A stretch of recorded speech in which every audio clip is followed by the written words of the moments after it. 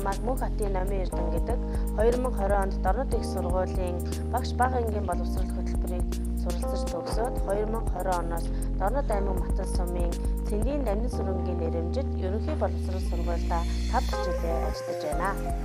2025 онд Улаанбаатар Эрдэнэ их сургуулийг боловсрол судлал магистрийн зэргийг хамгаалсан.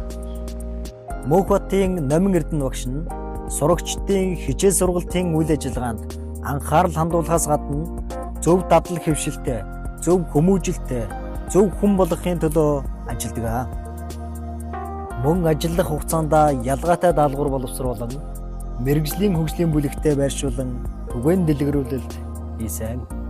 Сургалтын арга зүй мэрэгжилдээ оруулсан хувь нэмэр зохиогдсон бүхий сургалт үйл ажиллагаанд тогтмол хамрагдаж арга зүйгээ дэвшлүүлэн ажиллаж байна.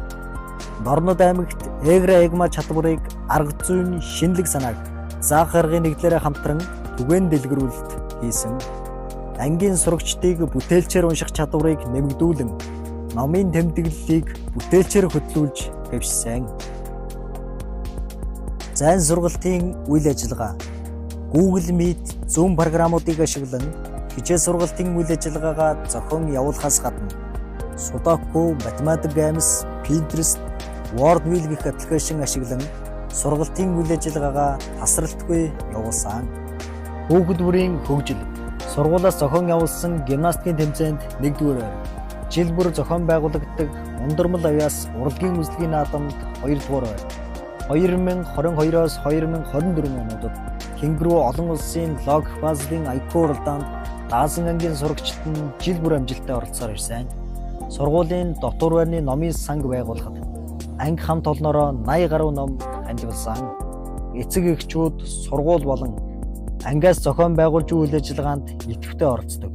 Үүнээс дурдвал эцэг эхийн дунд зохион явуулдаг волейболын тэмцээн, номын сангаас зохион явуулсан том ном хийх уралдаан, ааха тэмцээнүүдэд амжилттай оролцсон.